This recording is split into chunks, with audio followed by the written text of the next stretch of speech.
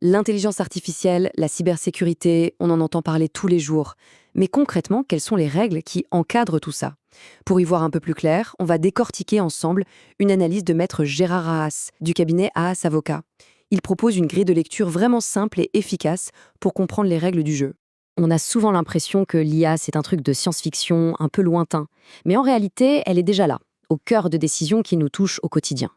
Que ce soit pour trier des CV, décider d'un prêt bancaire ou même aider à un diagnostic médical, l'IA est déjà massivement utilisée. Du coup, la grande question, c'est comment s'assurer que tout ça est fait de manière juste et sécurisée. C'est précisément là que le droit entre en scène. Alors, pour bien comprendre ce cadre légal, l'analyse de Maître Haas utilise une image super parlante, celle d'un gâteau de la conformité à 3 couches. On va donc explorer chaque niveau. D'abord, la base, le socle RGPD. Ensuite, on verra les règles un peu plus ciblées. Et enfin, le tout nouveau AI Act. Après ça, un exemple concret nous aidera à voir comment tout s'articule et on terminera sur le point essentiel à retenir de tout ça. Bon, rentrons dans le vif du sujet. L'idée fondamentale, c'est que le droit européen n'a pas créé plein de petites règles séparées qui s'ignorent. Bien au contraire. Il faut imaginer des couches qui s'empilent, qui s'additionnent. Chaque nouvelle règle vient se poser sur la précédente, ce qui crée un ensemble de plus en plus exigeant. Et la toute première couche, la base de notre gâteau, c'est bien sûr le fameux RGPD.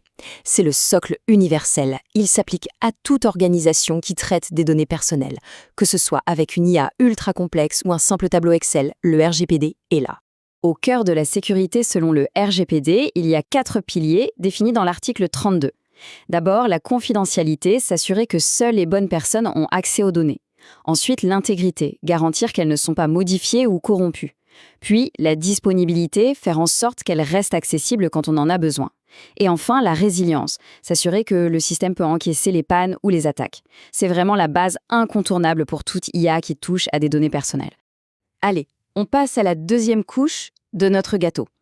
Au-dessus du socle RGPD, le législateur a décidé d'ajouter des règles plus ciblées pour certains acteurs qu'il considère comme plus sensibles.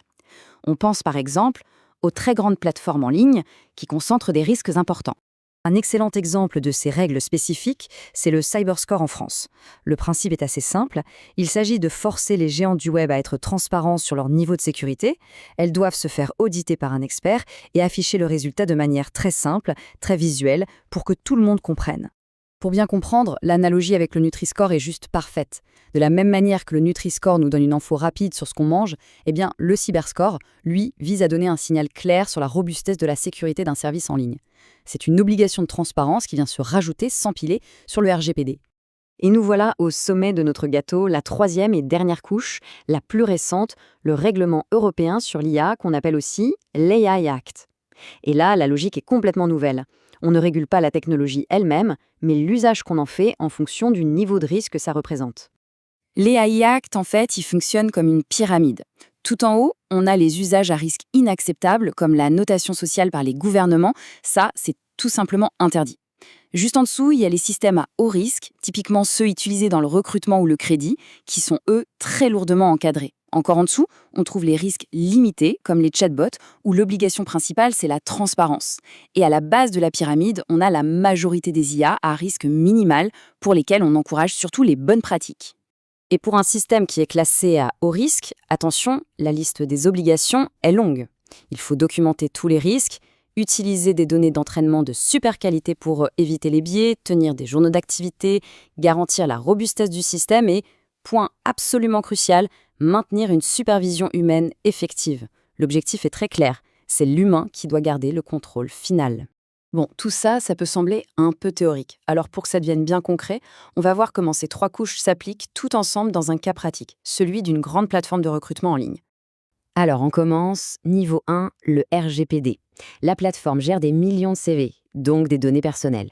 Son obligation numéro 1, la base de la base, c'est de protéger ces données contre les fuites ou les piratages. C'est le socle. Par-dessus ça, on ajoute la couche 2.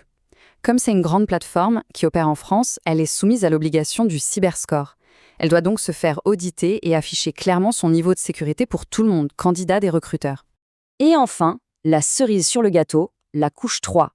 Notre plateforme utilise une IA pour faire un premier tri des candidatures. Comme cet usage a un impact direct sur l'accès à l'emploi, il est considéré comme à haut risque par l'AI Act. La plateforme doit donc, en plus de tout le reste, s'assurer qu'un humain supervisait efficacement les décisions de son algorithme. On le voit bien, les trois couches s'additionnent. Alors, au final, qu'est-ce qu'il faut vraiment retenir de toute cette construction juridique en 3 étages?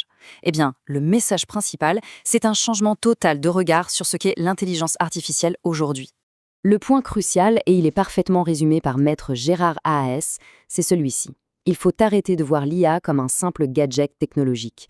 C'est un système complexe qui engage à 100% la responsabilité de l'entreprise, et cette dernière doit être capable de le prouver. On termine donc avec une question qui nous invite tous à la réflexion.